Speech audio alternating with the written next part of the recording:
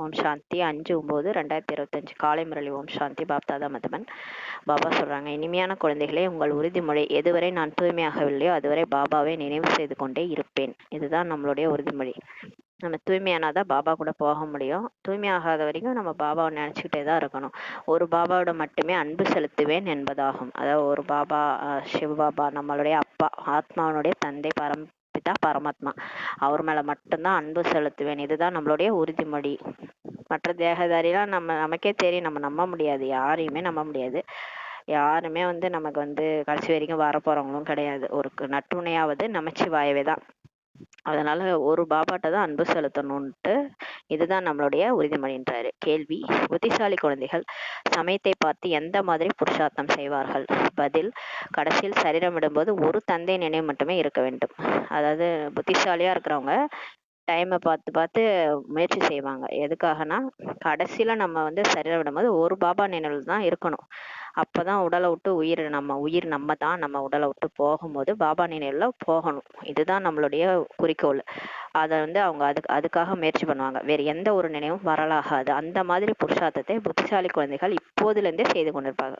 அதாவது இப்பவே செஞ்சாதான் கடைசியில அந்த மாதிரி போக முடியும். நம்ம பயிற்சி பண்ணி பண்ணி அந்த பயிற்சி உறுதியாகும் போது தான் சரீரத்தை விட்டு நம்ம போகும்போது பாபா நினைவு வரும். இப்பயே பாபா நினைவு இல்லைன்னா கண்டிப்பா கடைசியிலையும் பாபா நினைவு வராது. புத்தி எதுல மாட்டுதுன்றதை செக் பண்ணினே இருக்கணும்.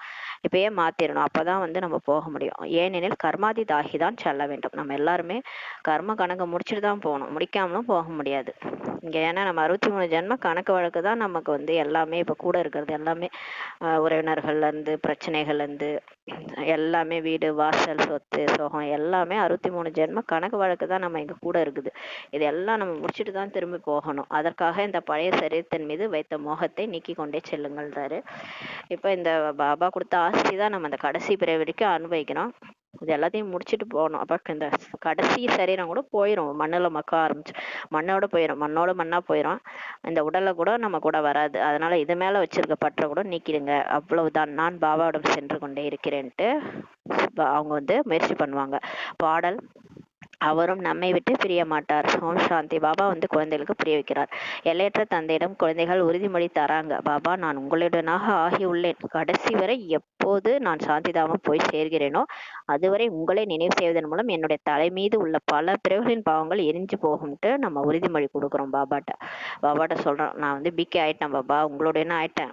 கடைசி வரையும் நான் பறந்தாம போற வரைக்கும் புள்ளியா எல்லாருமே கண்டிப்பா அங்கதான் போகணும்.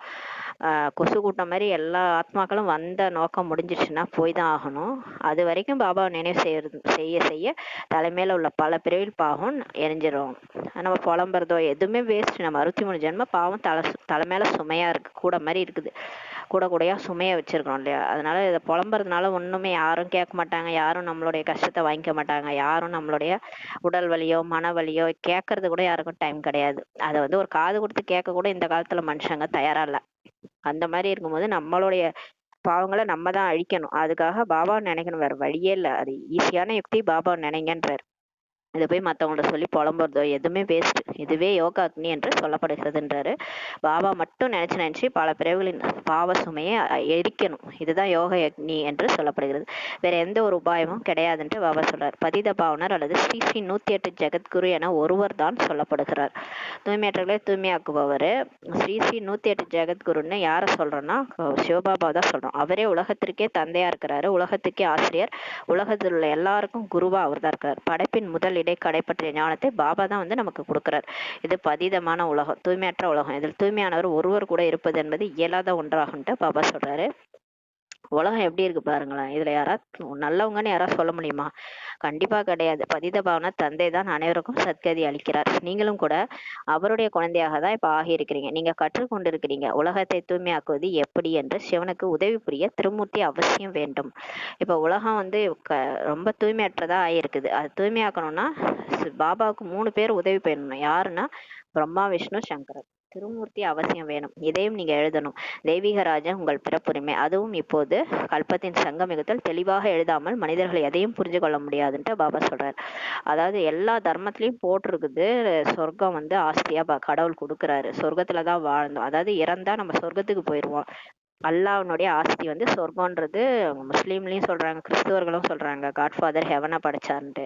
நல்லாதான் உலகத்தை படைச்சாரு, ஆனா மனுஷங்க தான் அப்படி ஆக்கிட்டாங்கன்ட்டு. அதனால இத கல்பத்தின் சங்கம யுகத்துல, அதாவது கல்பத்தின் முடிவுல தெளிவா இதை எழுதாம மனுஷங்க புரிஞ்சுக்க முடியாது. அதனால இது நம்மளோட கடமை புரிய வைக்கிறது. மேலும் இன்னொரு விஷயம், பிகே பெயர் இருக்கும் இடத்தில் பிரஜாபிதா பிரம்மா என்ற வார்த்தையும் அவசியம் இருக்கணும்ன்றாரு. இப்ப பிகேன்னு எங்க எல்லாம் பிரம்மகுமாரின்னு இருக்குதோ அங்க பிரஜாபிதா பிரம்மா குமாரிகள்ன்ட்டு இருக்கணும் அப்படின்றாரு. ஏனெனில் பிரம்மா என்ற பெயரும் கூட அநேகருக்கு உள்ளது. ஏன்னா பிரம்மாவோட கோயில், பிரம்மான்னே பேரே வச்சுக்கிறாங்க. பிரஜாபிதா பிரம்மா குமாரிகள் ஈஸ்வரிய விஸ்வவித்யாலயம் என்றுதான் எழுத வேண்டும்ன்றாரு. நீங்கள் அறிவீர்கள், கல் போன்ற உலகினை தூய தங்கமாக ஒரு தந்தை மட்டுமே இப்ப வந்து உருவாக்குவார். இச்சமயம் ஒருவர் கூட தூய்மையானவர் கிடையாது. அனைவரும் ஒருவர் மற்றவரோடு சண்டையிட்டு கொண்டு நிந்தனை செய்து கொண்டு இருக்கிறாங்க. தந்தை பற்றியும் சொல்றாங்க, அவர் என்ன கச்ச மச்ச ஆமை மீனாக அவதாரம் எடுக்கிறாருன்ட்டு. அது என்ன, ஒரு ஒரு ஒரு வந்து கடவுள்னா அவர் எப்படி இருப்பாரு? அவர் வந்து ஒரு மீனா ஆமையாவா பிறப்பாரு? அவதாரம் எடுக்கிறாருன்ட்டு சொல்றாங்க. அவதாரம் என்ன சொல்லப்படுவது எது என்பது கூட அவங்க புரிஞ்சிக்கல. அவதரிக்கிறதுனா ஒரு உடல்ல வந்து நெற்றி பூர்வத்துல அவதரிக்குது, அததான் அவதாரம்னு சொல்றது.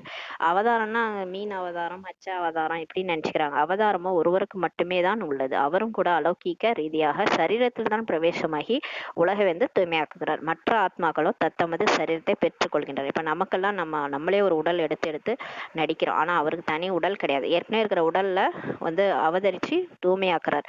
ஆனால் ஞானத்தின் கடல் என்றால் அவர் ஞானத்தை எப்படி கொடுப்பார்? அதற்காக சரீரம் கூட வேண்டும் இல்லையா? அவர் வந்து 7 கடலை, ஒரு புள்ளியில 7 கடலை ஊத்தி இருக்கிறாங்க. நல்லா குணங்களின் கடலாவும் இருக்கிறாரு. ஞானமே கடலா வச்சிருக்கிறாருன்னா அந்த ஞானத்தை வந்து எப்படி சொல்லுவாரு? வாய் இருந்தா தானே சொல்லுவாரு. அதுக்காக ஒரு உடல் வேணும் இல்லையா? அதனாலதான் வந்திருக்கிறார். இவ்விஷயங்களை உங்களை தவிர வேறு யாரும் அறிந்து கொள்ளவில்லை. இல்லற விவகாரங்களில் இருந்து கொண்டு தூய்மையாக ஆவது என்பது தைரியமான காரியமாகுன்றார். பாபா சொல்றாரு, காட்டுக்கு போயிட்டு சன்னியாசி ஆயிடுறது வேற. அதாவது என்னால வீட்டுல இருந்தா தூய்மையா இருக்க முடியாது, மனைவி மக்கள்னு இருந்துக்கிட்டு தொல்லை பண்ணிட்டு இருப்பாங்க, 5 விகாரமும் வரும், பிரச்சனை வரும். நான் காட்டுக்கு போறேன்ட்டு போறது வேற. இல்லறத்திலே இருந்துகிட்டு கணவன் மனைவி தூய்மையா இருக்கிறது தைரியமான காரியமாகின்றார். மகாவீர் என்றால் வீரத்தை காட்டுவாங்க இல்லையா? இதுவும் கூட வீரம்தான். அதாவது வீட்டிலே இருந்துகிட்டு விகாரத்துல போகாம வாழறது கூட வீரம்தான் சொல்றாரு. எந்த ஒரு காரியத்தை சன்னியாசிகளால் செய்ய இயலாதோ அதை நீங்கள் செய்ய முடியும். சன்னியாசிகள் காட்டுக்கு போயிட்டாங்க, நாம போகாம வீட்டிலே இருந்து அவங்கள மாதிரியே வாழ்ந்து காட்டு, தூய்மையா கடவுளை நோக்கி தவம் புரியணும் இல்லையா? வீட்டுல இருந்து தவம் புரியுறீங்க, நீங்க தான் ராஜ ரிஷின்றாரு. சன்னியாசிகளை விட உயர்ந்த எதை செய்ய இயலாதுன்னு சொன்னாங்களோ, அசம்பவம்னு எதை சொன்னாங்களோ அதை நம்ம சம்பவமாக்கி காட்டுறோம்னு சொல்றாரு. பாபா ஸ்ரீமத் தருகிறார். நீங்கள் இது போல இல்லற விவகாரங்களில் இருந்து கொண்டு தாமரை மலக்கு சமமாக தூய்மையாகுங்கள்ன்றாரு. தாமரை சேத்துல இருந்தாலும் சேத்துல இருந்தா அதோட உணவு வரும். அது மாதிரி நமக்கு கலியுகத்துல நம்ம யாரு கூட இருக்கிறோம்னா எல்லாம் கொக்குகளோட தான் வாழறோம், நான்பிகேஸ் கூட தான் வாழறோம். அவங்க உலகாய வாழ்க்கையில தான் இருக்கிறாங்க. அவங்களோட சேர்ந்து அதுல இருந்தா சாப்பாடு நமக்கு வந்தாலும் சேத்துல இருக்கிற செந்தாமரை மாதிரி சூரியனை நோக்கி பிரகாசிச்சுட்டு இருக்குது. அது மாதிரி இல்லறத்துல இருந்துகிட்டு இருந்தாலும் யார் கூடயும் அவங்களுடைய வழியில நம்ம நடக்காம ஸ்ரீமத் படி நடந்து பாபாவை நோக்கி நம்ம மலர்ந்து இருக்கும்போது நம்ம வந்து தாமரை மலருக்கு சமமாக தூய்மை ஆகிறோம். அதனாலதான் தேவிகள் வந்து தாமரை மலர் மேல உட்காந்துருக்கிற மாதிரி காமிச்சிருக்காங்க பக்தி மார்க்கத்துல. யாராவது தாமரை பூ மேல உட்கார முடியுமா? உட்காந்தா தாமரை நசிங்கிறாது. அது ஏன் பக்தியில அப்படி காமிச்சிருக்காங்களோ, அவங்க இல்லறத்துல வாழும்போது இல்லறத்துல இருந்துகிட்டே தூய்மையாயிருக்கிறாங்க, 5 விகாரத்தை விட்டுருக்குறாங்க. அதனாலதான் தாமரை மலர் காமிச்சிருக்கு. அப்போதுதான் உயர்ந்த பதவி பெற முடியும்ட்டு சொல்றாரு. இப்ப வீட்டுல இருந்துகிட்டே நீங்க தூய்மையா பாபாவை நோக்கி தவம் பண்ணி எல்லாத்தையும் தியாகம் பண்ணி தவம் பண்ணி தபஸ்யா பண்ணி நீங்க தூய்மையாகி போனீங்கன்னா உங்களுக்கு உயர்ந்த பதவி கிடைக்கும். இல்லை என்றால் உலகின் ராஜ பதவி எப்படி கிடைக்கும்ட்டு பாபா சொல்றார். இதுவே நரன்ல இருந்து நாராயண் ஆவதற்கான படிப்பு தான். இது பாடசாலையாகும். அநேகர் வந்து படிக்கிறாங்க. அதனால் எழுதுங்கள் ஈஸ்வரிய விஸ்வ வித்யாலயம் என்று. இது ஒரு ஸ்கூலுன்றார் பாபா. எங்க பாடசாலை, நீங்க படிக்க வந்திருக்கிறீங்க. இதுவோ முற்றிலும் சரியான வார்த்தையாகும். பாரதவாசிகள் அறிவாங்க. நாம் உலகத்துக்கே எஜமானராக இருந்தோம். இது நேற்றைய விஷயம்தான். கல்கி பாத்துன்னு சொல்லுவாங்க. கல்கி அவதாரம்னா நேற்று இன்று நடந்தது தான் கல்கி அவதாரம். கல்கி பாத்து பாபா பொறுத்த வரைக்கும் நேத்துதான் சொர்க்கமா இருந்துச்சு, இன்னைக்கு நரகமாயிடுச்சு. இது வரையிலுமே ராதா கிருஷ்ணன் அல்லது லட்சுமி நாராயணன் கோயிலை கட்டி கொண்டே இருக்கிறாங்கன்ட்டு பாபா சொல்றாரு. அநேகரோ தூய்மையற்ற மனிதர்களுக்கும் கூட கோயில் கட்டுறாங்க. இந்த காலத்துல பாருங்க, நடிகைகள் எல்லாம் கோயில் கட்டுறாங்க, அது மாதிரிலாம் கட்டுறாங்க. ஆனா துவாபரயுகம் தொடங்கி தூய்மையடைந்த மனிதர்களாக தான் எல்லாரும் ஆயிட்டாங்க. சிவனுக்கு மற்றும் தேவிகளுக்கு கோயில் கட்டுவது உண்டு. அதே போல இந்த தூய்மையற்ற மனிதர்கள் கூட இப்ப கோயில் கட்டுறாங்கன்றாரு. இவர்கள்லாம் தேவதை அல்ல. இப்ப வந்து நடிகைகள் அவங்க இவங்கெல்லாம் கோயில் கட்டுறாங்கல்ல, அவங்கெல்லாம் தேவதைகள் கிடையாதுன்ற. தேவதைகள் உண்மையிலே அவங்களுடைய கால் இந்த கலியுகத்துல படவே படாது. அவ்வளவு தூய்மையானவங்களா இருப்பாங்க. அவங்க வந்து இயற்கையான அழகு, மேக்கப்லாம் போட தேவையில்ல, இயற்கையாவே அழகா இருப்பாங்க. ஆக பாபா வந்து புரிய வைக்கிறார், இவ்விஷயங்கள் பற்றி சரியானபடி விசாரசாகர் மந்தன் செய்ய வேண்டும்ன்றாரு. பாபாவோ புரிய வச்சுக்கிட்டு தான் இருக்கிறார். நாளுக்கு நாள் எழுதியது மாற்றமடைந்து கொண்டே போகிறது. முதலிலேயே ஏன் உருவாக்கவில்லை என கேட்கக்கூடாது. டெய்லி முறையில ஒரு ஒரு விஷயமா சொல்லிட்டு இருக்கிறாரு. முன்னாடி சொன்னது சொல்லல, மாறி மாறி சொல்லிட்டு இருக்கிறாரு இல்லையா. ஏன் இதெல்லாம் முதல்ல சொல்லன்னு கேட்கக்கூடாது. நம்ம ஆத்மாக்குன்னு ஒரு சக்தி வேணும் அதை கேட்கறதுக்கு, அந்த பாயிண்ட்டை கேட்கறதுக்கு. அப்பதான் அதை வந்து நமக்கு சொல்வார் பாபா. எடுத்த உடனே குழந்தைக்கு வந்து சாலிட் ஃபுட் கொடுக்க மாட்டாங்க. பால் கொடுப்பாங்க, சின்ன செமி சாலிட் ஃபுட் கொடுப்பாங்க. அப்புறம் தான் 6 மாசம் கழிச்சு தான் சாதமே ஊட்டுவாங்க. ஏன்னா அது செரிக்கணும்ல, ஜீரணம் ஆகணும். அதுக்கு முன்னாடியே கொடுத்தா குழந்தைக்கு சிக்கின்னு அது ஒரு வழி ஆயிடும் குழந்தை. அதனால குழந்தைக்கு எடுத்த உடனே சாலிட் ஃபுட் கொடுக்க மாட்டாங்க. அந்த மாதிரி எடுத்த உடனே பாபா அந்த ஞானத்தில் எல்லா ஞானத்தையும் சொல்லிட மாட்டாரு. கொஞ்சம் கொஞ்சமா தான் சொல்லுவாரு. ஆத்மாவுக்கு எவ்வளவு சக்தி பவர் இருக்கோ அதுக்கு தகுந்த ஞானத்தை தான் சொல்லுவார். எடுத்த உடனே சொன்னா அவங்க டென்ஷன் ஆயிடுவாங்க, கவலைப்படுவாங்கன்ட்டு எதையும் சொல்ல மாட்டார். முதல்லேயே ஏன் மண்மனாபாவ என்பதன் அர்த்தத்தை புரிய வைக்கவில்லை என கேட்கக்கூடாதுன்றாரு. அட முதல்லேயே இது போல் நினைவில் நிலைத்திருக்க முடியாதுன்ட்டு பாபா சொல்றாரு. எடுத்த உடனே ஒருத்தவங்க சென்டருக்கு வராங்கன்னா அவங்க ஆத்மான்றதே ஃபர்ஸ்ட் அவங்களுக்கு தெரியாது. தேக உணர்வுல இருப்பாங்க. நான் இந்த உடம்புன்னு நினைச்சிட்டு இருப்பாங்க. ஃபர்ஸ்ட் அவங்களுக்கு ஆத்மான்றதை புரிய வைக்கணும். நீங்க உயிர் தான், இந்த உடல் இல்ல. உயிர் போயிடுச்சுன்றாங்களே, அந்த உயிர் நம்ம தான் போயிட்டா அந்த உடல் வந்து அழிஞ்சிரும். அந்த உடலை கொண்டு போய் எரிச்சிருவாங்க. நம்ம தான் அந்த உயிர். ஃபர்ஸ்ட் அவங்களுக்கு அந்த உடல் உணர்வை விட வைக்கணும். அப்புறம் தான் கடவுளை பத்தி புரிய வைக்கணும். எடுத்தோடனே மண்மனாபவன்றத சொல்லக்கூடாது. பொறுமையா கொஞ்சம் கொஞ்சமா சொன்னாதான் கடவுள் யாருன்னு தெரிஞ்ச பிறகு நினைக்கும் போதுதான் அந்த யோகாவுக்கு சக்தி வரும். அதனால சொல்றாரு, மிக சில குழந்தைகள் தான் ஒவ்வொரு விஷயத்திற்கும் முழுமையான சரியான பதிலை தர முடியும்ன்றாரு. பாருங்க, பிகேஸ்லேயே சில குழந்தைகள் தான் எல்லா ஞான பாயிண்ட்டுக்கும் சரியான பதில் சொல்ல முடியும். அதிர்ஷ்டத்தில் உயர்ந்த பதவி இல்லை என்றால் ஆசிரியரும் கூட என்ன செய்வார்ன்ட்டு சொல்றாரு. ஆசீர்வாதத்தினால் உயர்ந்தவராக ஆக்கிவிடுவார் என்பதல்ல. ஸ்கூல்ல கூட ஸ்டூடெண்ட்ஸ் இருக்கிறாங்க, சரியா படிக்கலன்னா டீச்சர் என்ன பண்ணுவாரு? பிளெஸ்ஸிங் கொடுத்து நீ பாஸ் ஆயிடுன்னு சொல்லுவாரா? கொடுக்க முடியாது இல்லையா. ஆசீர்வாதம்லாம் இங்க கிடையாது. பாபா கூட என்ன செய்ய முடியும்? நம்ம அதிர்ஷ்டத்துல இல்லைன்னா அவர் வந்து ஒன்றும் பண்ண முடியாது. சிலர் வந்து புரிஞ்சிக்கவே மாட்டாங்கன்னா பாபாவால ஒன்றும் பண்ண முடியாது. தன்னைத்தான் பார்க்க வேண்டும், நாம் எப்படி சேவை செய்கிறோம்ட்டு. இப்ப நம்மளே பார்த்துக்கணும். நான் எந்த அளவுக்கு பாபாவை நினைக்கிறேன், எந்த அளவுக்கு நான் அமிர்த வேலை பண்றேன், எந்த அளவுக்கு நான் மத்தவங்களுக்கு போய் ஞானத்தை புரிய வைக்கிறேன், சேவை செய்யறேன், இது எல்லாத்தையும் பார்க்கணும். விசாசாகர் மந்தன் கூட செய்ய வேண்டும். கீதையில் பகவான் யார் இந்த சித்திரம் மிகவும் முக்கியமானதாகுன்றாரு. கீதையின் பகவான் யாருன்றது தான் முக்கியமான சித்திரம். இதை தான் புரிய வைக்கணும். கிருஷ்ணர் தான் கீதையை சொன்னாருன்னு சொல்லிட்டாங்க. ஆனா உண்மையில யார் சொன்னது, இதுதான் முக்கியமான சித்திரம். பகவான் நிராகாரா இருக்கிறாரு. பகவானுக்கு முதல்ல உடல் கிடையாது. இன்கார்பரேட் காட்ஃபாதர்ன்ட்டு சொல்றாங்க மற்ற தர்மத்துல.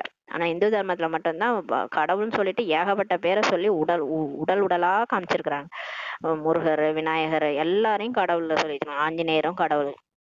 எத்தனை கடவுள் தான் இருக்கிறாங்க. அவங்களாம் தேவதைகள், அவங்களாம் கடவுள் கிடையாது. அவங்க கடவுள் ஒருத்தர் தான். மற்ற தர்மத்துல கரெக்டா அவங்க வழிபடுறாங்க. ஆனா உருவத்தை பத்தி தெரிஞ்சுக்கல. இயேசுன்றாங்க, புத்தர்ன்றாங்க. அதோட யார் யாரு தூதுவரா வந்தாங்களோ அவங்களெல்லாம் கடவுள்னு நினைச்சுக்கிட்டாங்க. ஆனா உண்மையில கடவுள் ஒருத்தர் தான். பகவான் ஒருவரேன்னு தான் எல்லாரும் கையை மேலதான் காட்டுறாங்க. இயேசு கூட மேலதான் கையை காட்டி சொல்றாரு, பரலோகத்துல இருக்கக்கூடிய பரம்பிதாவே. அவர் புள்ளியா இருக்கிறார். உடல் உணர்வுல எல்லாரும் என்ன நினைச்சுக்கிறாங்க, உடல்ல இருக்கிறதா கடவுள்னு நினைச்சுக்கிறாங்க. ஆக்சுவலா உடலே அழிஞ்சு போயிடும். அப்ப கடவுளுக்கும் உடல் இருந்தா அவரும் அழிஞ்சு போயிடுவார் இல்லையா. அழியாதவர் தான் கடவுள்.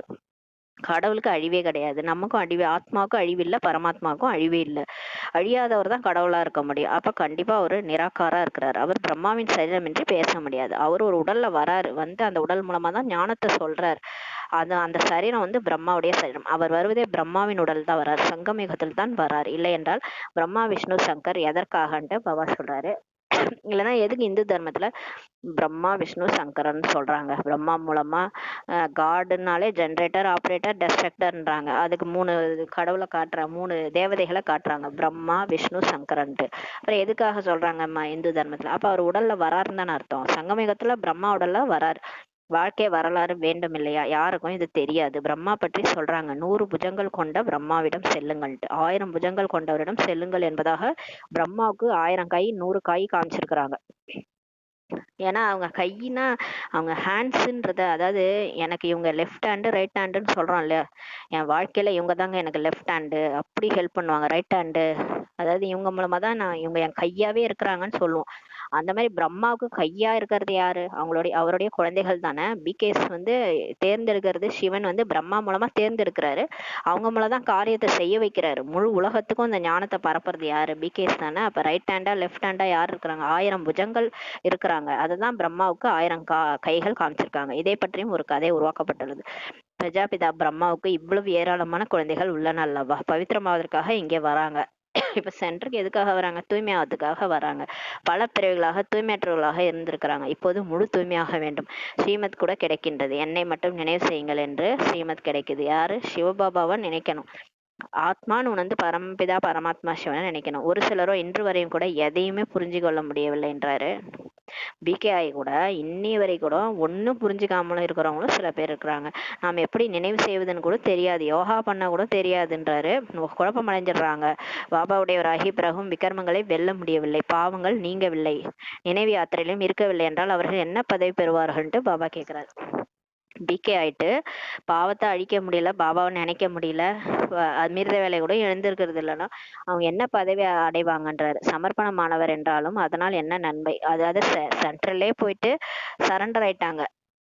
சென்ட்ரல்ல சரண்டர் ஆயிட்டு கூட பாபாவை நினைக்கல, அதனால என்ன நன்மைன்றாரு. எதுவரை புண்ணியாத்மா ஆகி மற்றவர்களையும் ஆக்கவில்லை என்றால் உயர்ந்த பதவியை பெற இயலாதுன்றாரு. எவ்வளவு குறைவாக என்னை நினைவு செய்கிறார்களோ அந்த அளவுக்கு குறைந்த பதவி தான் பெறுவார்கள்ன்றாரு. அவரை நினைக்க தான் அவர் மாதிரி பூவோட சேர்ந்த நாரும் மணக்குன்ற மாதிரி அவரை மாதிரி நம்மளால மாற முடியும். சுகம் கொடுக்குறவரா மாற முடியும். இல்லைன்னா துக்கம் கொடுக்குறவங்களாலே தான் நம்ம இருப்போம் இல்லையா. யாரை நினைக்கிறோமோ அந்த மாதிரி ஆயிட்டு இருக்கிறோம். உலகாய விஷயங்களை நினைக்கும் போது உலகாய விஷயங்கள்ல போற மாதிரி தான் நம்ம இருப்போம்.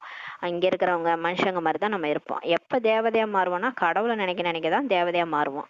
அப்ப அவர் குறைவா நினைச்சீங்கன்னா குறைஞ்ச பதவி தான் அடைவீங்கன்ட்டார். இரட்டை கிரீடதாரியாக எப்படி ஆவாங்க? அப்ப லட்சுமி நாராயணன் எப்படி ஆவாங்க? பிறகு நம்பர்வார் புருஷார்த்தத்தின் அனுசாரம் தாமதமாக வருவார்கள். அப்புறம் நம்பர்வார் முயற்சிப்படி சொர்க்கத்துல கூட ஃபர்ஸ்டே வரமாட்டாங்க, லேட்டா தான் வருவாங்கன்றாரு. பாபா சொல்ற நம்ம முயற்சியை பொறுத்து தான் நம்மளுடைய பதவியே. அதனால நீங்க எப்படி முயற்சி பண்ணீங்களோ அதனுடைய அனுசாரம் தான் நீங்க சொர்க்கத்துல கூட வருவீங்கன்றார். நாம் அனைத்தையும் சமர்ப்பணம் செய்து விட்டோம், அதனால் டபுள் கிரீடதாரி ஆகிடும் என்பதல்ல. நம்ம போயிட்டு சென்டர்ல எல்லாத்தையும் சரண்டர் ஆயிட்டோம், சென்டர்ல நம்ம சேவை பண்றோம் அப்படின்னா லட்சுமி நாராயணன் ஆயிடுவோம்லாம் கிடையாதுன்றாரு. முதலில் தாசிகளாக ஆகிய பிறகு கடைசியில் கொஞ்சம் கிடைக்கும்ன்றாரு. நம்ம சரண்டர் ஆனாலும் சேவை பண்ணணும் இல்லையா. பாபாவுடைய ஞானத்தை எல்லாருக்கும் புரிய வைக்கணும், அதுதானே பெரிய விஷயம். நம்ம மாறணும், மற்றவங்களுக்கு புரிய வைக்கணும். நம்ம நடத்தையை பார்த்துதான் மற்றவங்க உள்ளாரே வருவாங்க. நம்மளும் மாறல, மற்றவங்க புரிய வைக்கவும் முடியலன்னா இப்ப தாசன் தாசியா தான் ஆகும்ன்றாரு. அப்புறம் தாசன் தாசியா முதல் பிறவில இருந்தோம்னா கொஞ்சம் கொஞ்சமா அப்படியே அடுத்த பிறவி எடுத்து கடைசி பிறவில கொஞ்சம் நம்ம கிடைக்கும் நமக்கு. அதாவது கடைசி பிறவிலனா ஒரு போஸ்டிங்ல ஏதாவது ஒரு நல்ல இடத்துல நம்ம இருப்போம், மற்றபடி ஒண்ணும் கிடையாதுன்றாரு. தாசிகள் ஒன்றும் கிருஷ்ணரோடு கூட ஊஞ்சல் ஆட முடியாதுன்றாரு. வேலைக்காரியா இருந்தானா கிருஷ்ணரோட உட்காந்து ஊஞ்சல்லாம் ஆட முடியாது. சிலருக்கு நான் சமர்ப்பணம் ஆகிவிட்டேன் என்ற அகம்பாவம், ஈகோ இருக்குது. சிலர் வந்து அப்படியே சென்ட்ரல்லே போயிட்டு நான் சரண்டர் ஆயிட்டேன், நான் பாபாவுக்கு சமர்ப்பணம் ஆயிட்டேன், அந்த ஒரு அகம்பாவம் கூட இருக்குது, நான் என்ற அகம்பாவம். ஆனால் நினைவில் இல்லாமல் என்ன ஆக முடியும்? ஆனா சென்ட்ரல்லே இருந்தா கூட நிறைய பேர் நினைக்கிறது இல்லைன்றாரு. நினைவிலே இல்லைன்னா என்ன ஆகிறது? தாசி ஆவதை விட செல்வந்தரான பிரஜை ஆவதே மேல் என்றாரு. பாபா சொல்றாரு, தாசன் தாசியா, அதாவது குட்டகே பாபா கிட்டகே இருந்து பாபா நினைக்காம டிசர்வீஸ் செய்யறதுக்கு எட்ட இருந்துகிட்டு என்னைக்காவது பாபா சென்டருக்கு வந்து யோகா பண்ணி எங்கேயாவது வெளியே இருந்துகிட்டு பாபா அப்படின்னு நினைக்கிறாங்கல்ல, அவங்க வந்து செல்வந்த பிரஜை ஆயிடுவாங்க. முரளியும் படிப்பாங்க, முரளி நிறைய படிக்கிறதுனால ஞானம் நிறைய இருக்கும், செல்வந்த பிரஜையா ஆயிடுவாங்க. அதுக்கு அவங்களே தேவலான்றாரு.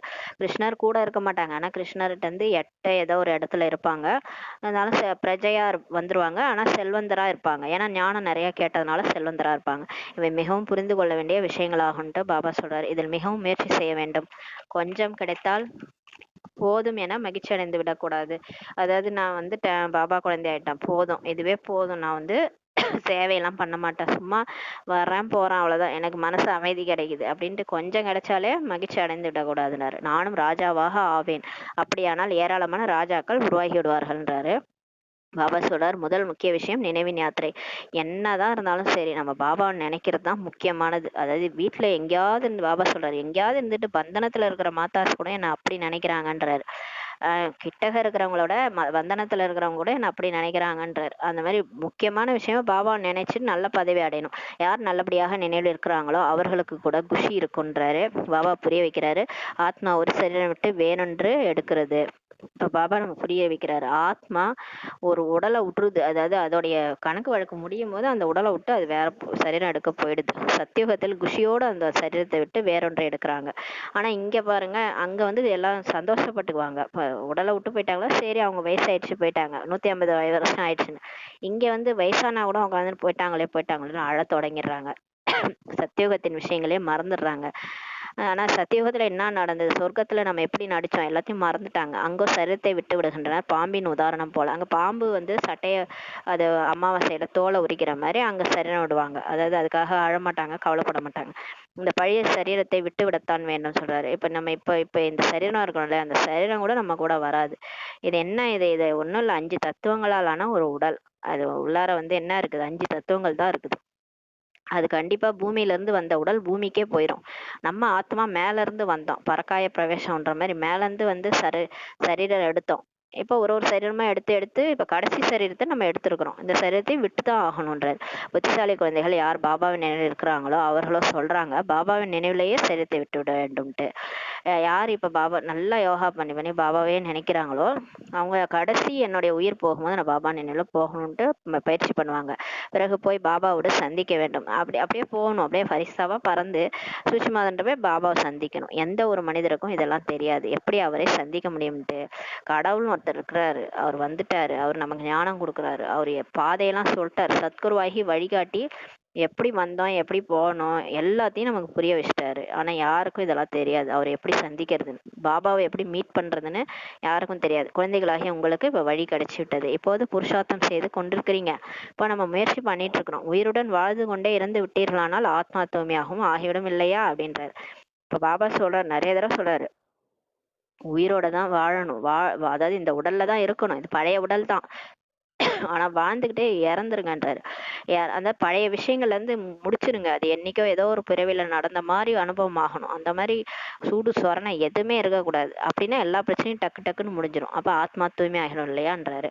நம்ம எதையும் ஏத்துக்காம மீறி மீறி பேசணும்னா தான் அந்த பிரச்சனை வலுத்துக்கிட்டே போகும். நம்ம எல்லாத்தையும் அப்படியே செத்து போயிடணும், அது வாழ்ந்துகிட்டே செத்துடணும், எதுலயும் தலையிடக்கூடாது, அப்படி வாழுங்கன்றாரு. இப்ப செத்து போயிட்டா என்ன பண்ண முடியும்? அந்த வீட்டுல போயிட்டு எந்த விஷயத்துலயாவது ஆவியா வந்து அந்த விஷயத்துல ஏதாவது தலையிட முடியுமா? அவங்க வீட்டுல ஏதோ நடக்குது, ஏதாவது அந்த நம்ம செத்து போயிட்டு ஆவியா வந்து நிக்கிறோம், அந்த வீட்டுல ஏதோ பிரச்சனை நடக்குது, நம்ம போய் தலையிட்டு பேச முடியுமா? நம்ம பேசினா யாருக்கா காதுல விழுமா?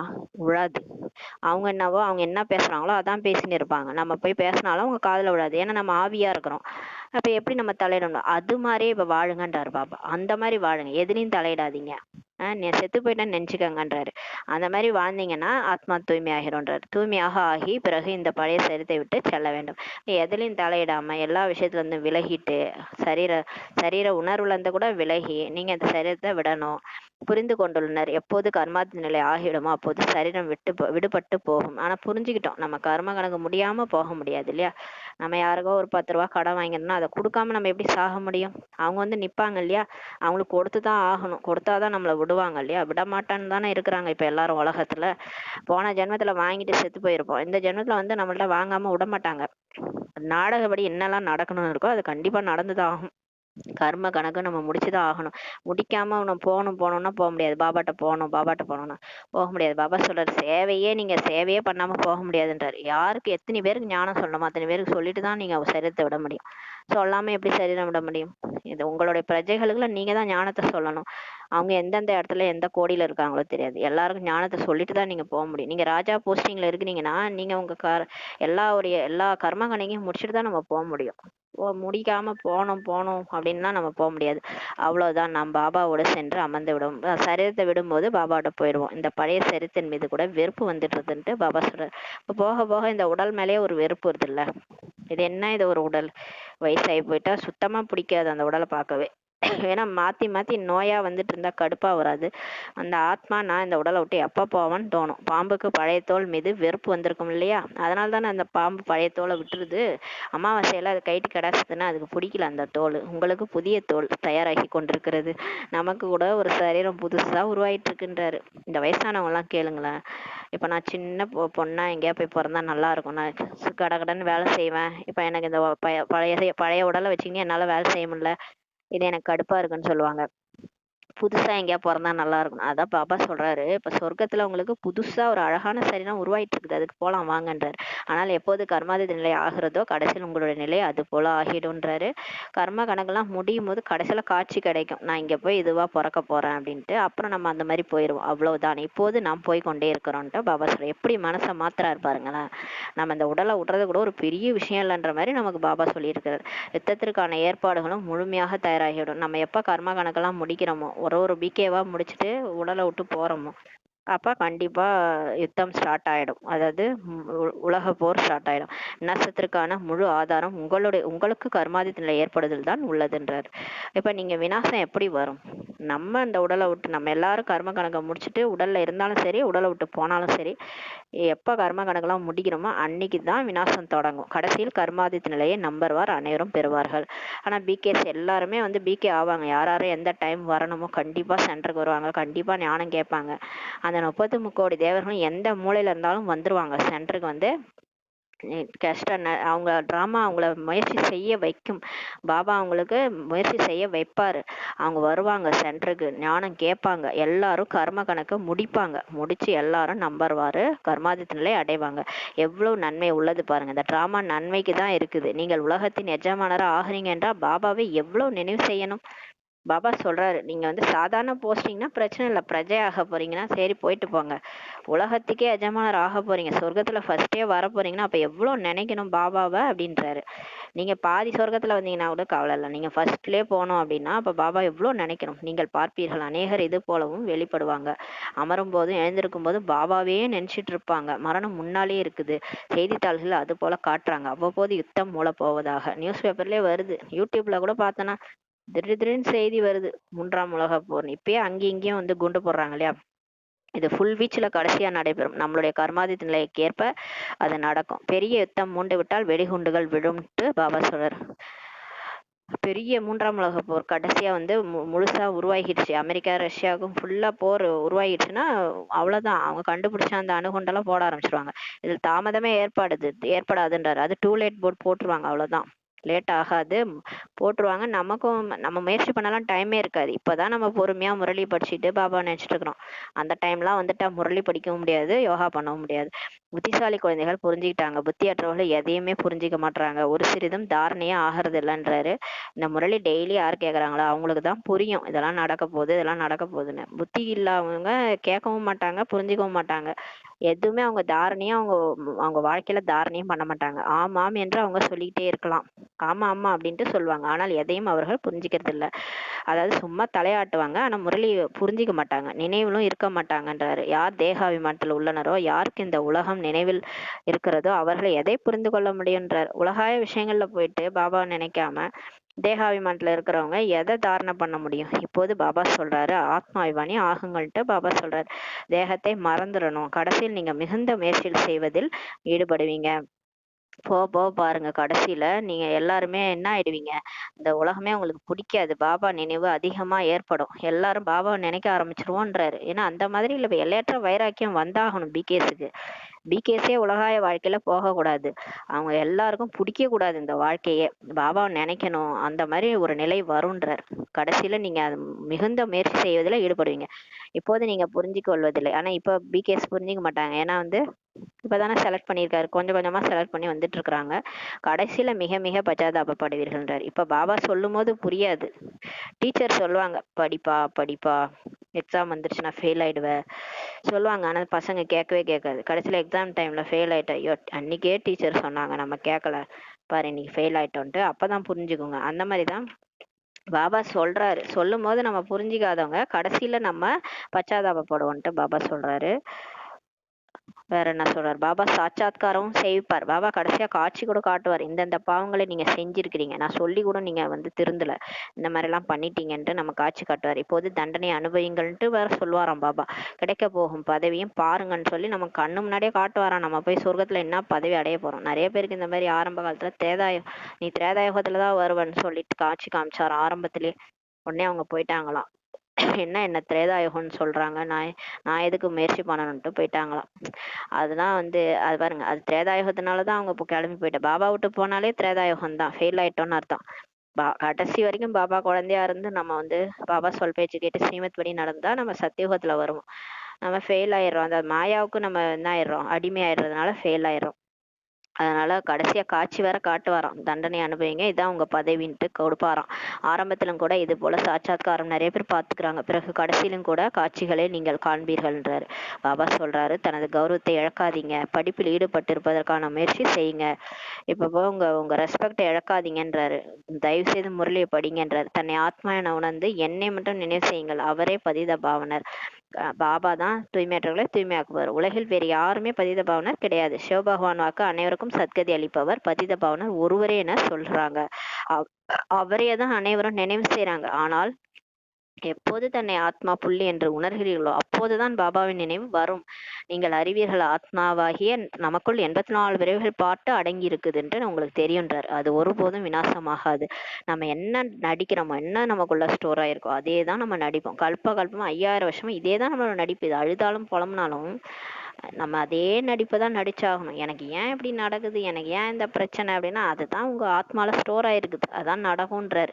84 பிறவியின் பார்ட் ஸ்டோர் ஆயிருக்கு, அதுதான் நடக்குது. கடைசி பிறவில இப்படி எல்லாம் நம்ம கஷ்டப்படணும்னு இருக்குன்னா அது நம்ம பட்டேதான் ஆகணும். ஏன்னா 63 ஜென்ம பாவ கர்மங்கள், கர்மாவினுடைய பலன் தான் நம்ம இப்ப அனுபவிக்கிறோம். அந்த கர்மாவை அப்படியே ஏத்துக்கிட்டோம்னா பாபா நினைச்சா ஏத்துக்கொள்ளும் சக்தி வரும். பாபா நினைச்சாதான் ஏத்துக்க முடியும், இல்லைன்னா ஏத்துக்கவே முடியாது. மனசுல ஏற்றுக்கொள்ளும் சக்தி இல்லைன்னா தவறான முடிவு எடுக்க வேண்டியதெல்லாம் வரும். அதனாலதான் பாபா நினைங்க, பாபா நினைங்கன்னு சொல்றாரு. மீண்டும் மீண்டும் விகர்மங்கள் செய்யாதீங்க குழந்தைகளேன்றாரு. அப்போ அது ஒருபோதும் விநாசமாகாது. 84 பிறவிகளின் பாட்டு நமக்குள்ள ஸ்டோர் ஆயிருக்கிறத அழிக்க முடியாது. இதனை புரிந்து கொள்வது ஒன்றும் சித்தி வீடு அல்ல, சாதாரண விஷயமே அல்ல. இதை பாருங்க, இந்த 84 பிறவியின் பாட்டு நமக்குள்ளார ஸ்டோர் ஆயிருக்கு. இதை புரிஞ்சுக்கிறது பெரிய விஷயம்ன்றாரு. சாதாரண விஷயமே இல்ல. மறந்துடுறாங்க, அடிக்கடி மறந்துடும். நம்ம மறக்கிறோம் இல்லையா? ஞானம் சொல்றாரு, ஞானம் புத்தியில இருக்கா? ஒரு பிரச்சனை வரும்போது ஞானம் புத்தியில இருக்குதா? இது ஏன் இந்த பிரச்சனை வருது, ஏன் எனக்கு இப்படி நடக்குது, இப்படியே கேள்வி மேல கேள்விதான் வருது. ஆனா பாபா ஞானம் சொல்லியிருக்காரு, குழந்தை இது உனக்கு 84 பிறவி பார்த்து இது உனக்கு ஸ்டோர் ஆயிருக்கு, அதான் நடக்குது அப்படின்ட்டு. அந்த பாயிண்ட் கூட ஞாபகம் வர மாட்டேது. எதுவும் புதிதல்ல அப்படின்ற ஞானம் நமக்குள்ளார அப்ளை ஆகணும். அப்ப அடிக்கடி ஞானத்தை நம்ம மனன சிந்தனை பண்ணிட்டே இருக்கணும். ஞானத்தை புத்தியில பதிய வைக்கணும். அதனால யாருக்கும் புரிய வைக்க முடியறதில்ல. நம்மளே ஞானத்தை புரிஞ்சுக்கல, மறந்து போயிடறோம்னா மத்தவங்க போய் என்னத்த புரிய வைக்கிறதுன்றாரு. தேக அபிமானம் முற்றிலும் அனைவரையும் இறந்து போக செய்விட்டதுன்றாரு.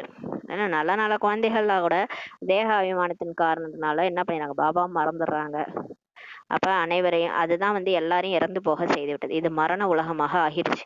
அனைவரும் இப்ப அகால மரணம் அடைஞ்சு கொண்டே இருக்கிறாங்க. திடீர்னு ஹார்ட் அட்டாக், திடீர்னு செத்துடுறாங்க. நேற்று பார்த்தவங்க இன்னைக்கு இல்லைன்னா அகால மரணம் நடந்துட்டே இருக்கு.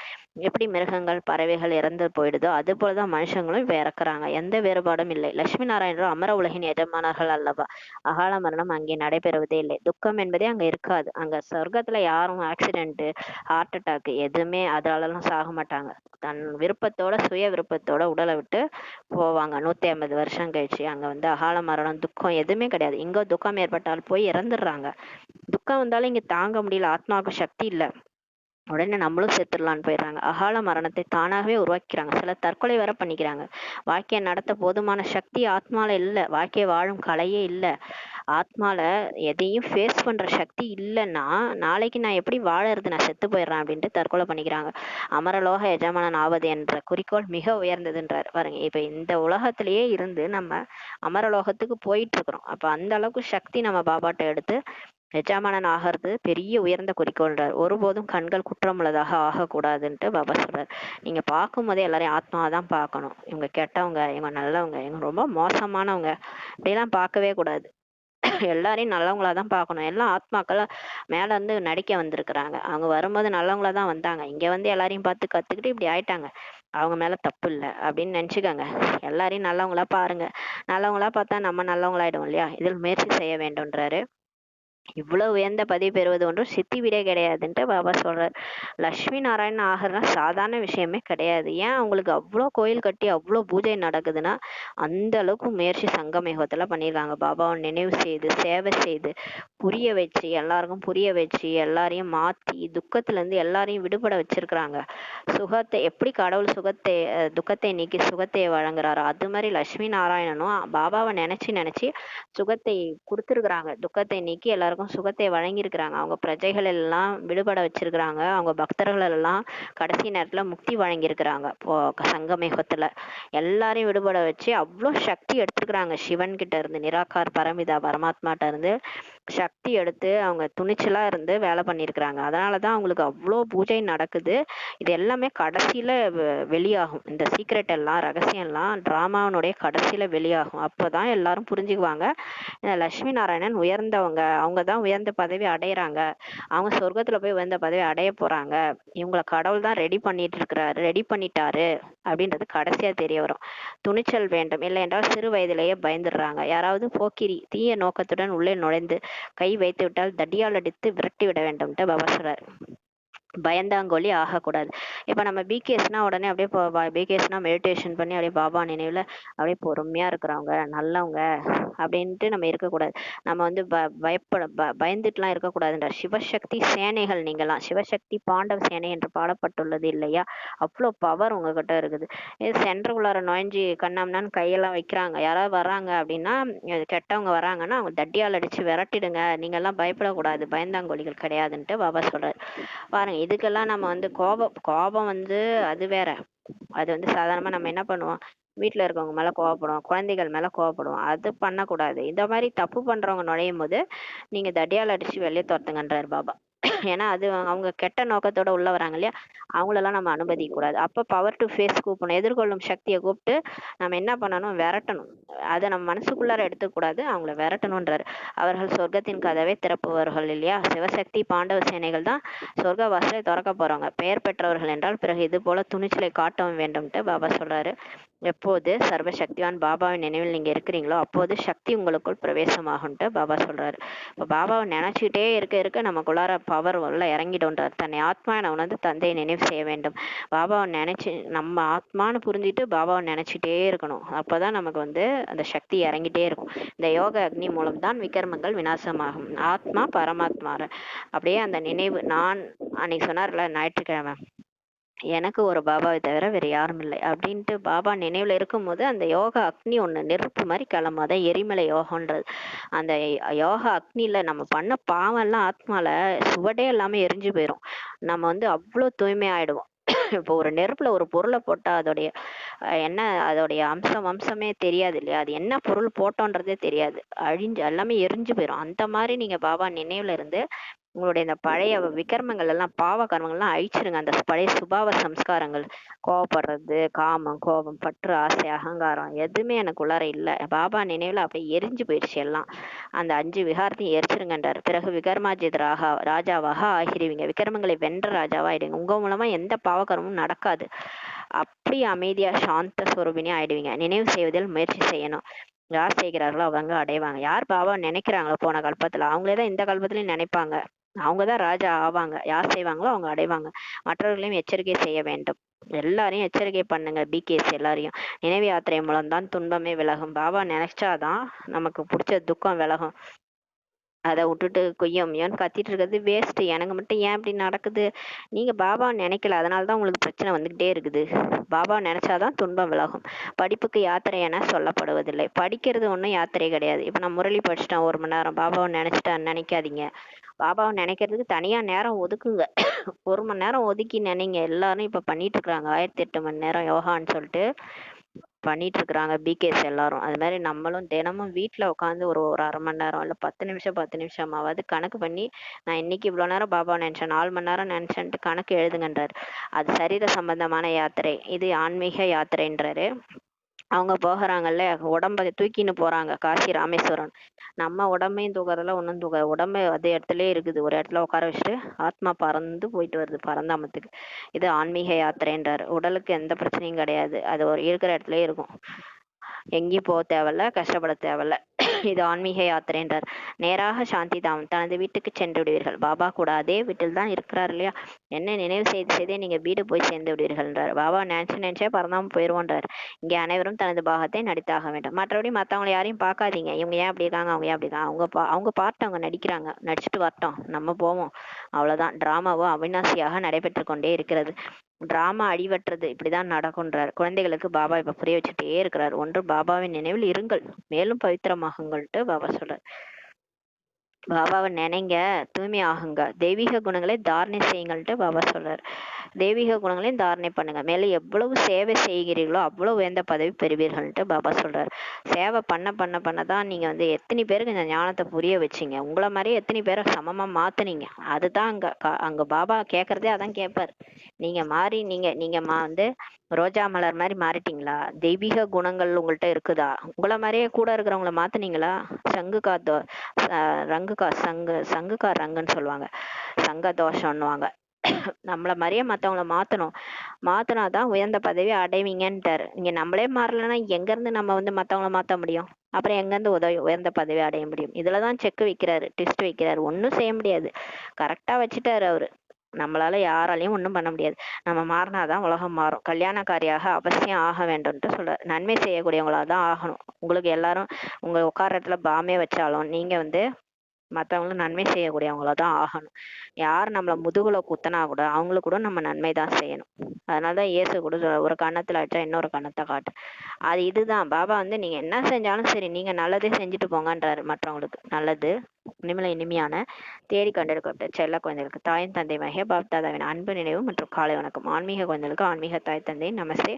நாம் ஆன்மீக குழந்தைகள் ஆன்மீக தாய் தந்தைக்கு நமஸ்தே. தாரணைக்கான முக்கிய சாரம். ஃபர்ஸ்ட் பாயிண்ட், சதா நினைவிருக்கட்டும், சர்வ சக்திவான் தந்தை நம்மோடு இருக்கிறார். இந்த நினைவின் மூலம் சக்தி உங்களுக்குள் பிரவேசமாகும், விக்கிரமங்கள் பஸ்மமாகும். சிவசக்தி பாண்டவ சேனை என்ற பெயர் இருக்குது, பாடப்பட்டிருக்குது. ஆகவே துணிச்சலை காட்ட வேண்டும், பயப்படக்கூடாது, பயப்படுவர்களாக ஆகக்கூடாது. நீங்கெல்லாம் யாரு? சிவசக்தி பாண்டவ சேனை உருவாக்கி இருக்கிறார் கடவுள் வந்து. பிரதர்ஸும் இருக்கிறோம், மாதாஸும் இருக்கிறோம். மாதாஸ்லாம் சிவசக்திகள், பிரதர்ஸ்லாம் பாண்டவர்கள். கடவுளே நம்ம கூட இருக்கிறாரு. அப்ப ஏன் பயப்படணும்? துணிச்சலை காட்ட வேண்டும். யாராவது வராங்கன்னா கோல் எடுத்து அடிங்கன்றாரு. தவறான பார்வையோட வர்றவங்களதான் கோல் எடுத்து அடிச்சு துரத்துங்கன்றாரு. ரெண்டாவது பாயிண்ட், உயிருடன் வாழ்ந்து கொண்டே இறந்த நிலையை அடைந்த பின் நானும் சமர்ப்பணம் ஆனவன் என்ற இந்த அகங்காரம் வரக்கூடாது. அதாவது சென்டர்ல போய் சரண்டர் ஆயிட்டோம், எல்லாத்தையும் பாபாட்ட கொடுத்துட்டோம்ன்ற அப்போ ஒரு அகங்காரம் வருது, அதெல்லாம் வரக்கூடாதுன்றாரு.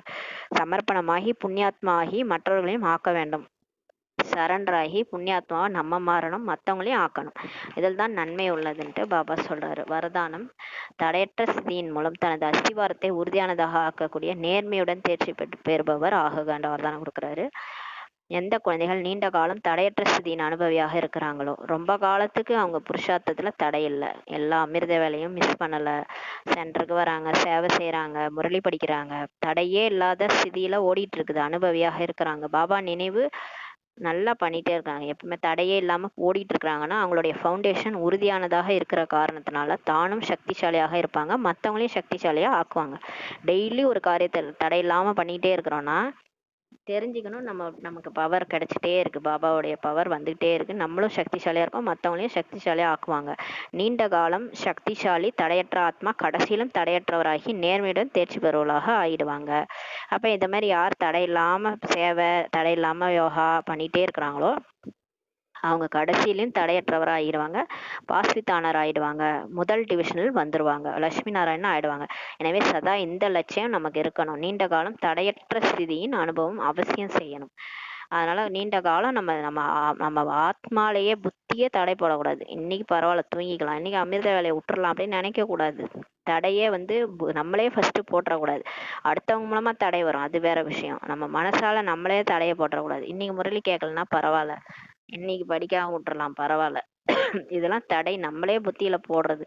அந்த மாதிரி தடையா இருந்ததுன்னா நம்மளால வந்து நல்ல போஸ்டிங் பாஸ்வித்தானர் ஆக முடியாது. அதனால தடையற்ற ஸ்திதியின் அனுபவம் அவசியம் செய்யணும்ன்றாரு. இந்த லட்சியம் உங்களுக்கு இருக்கணும்ன்றாரு.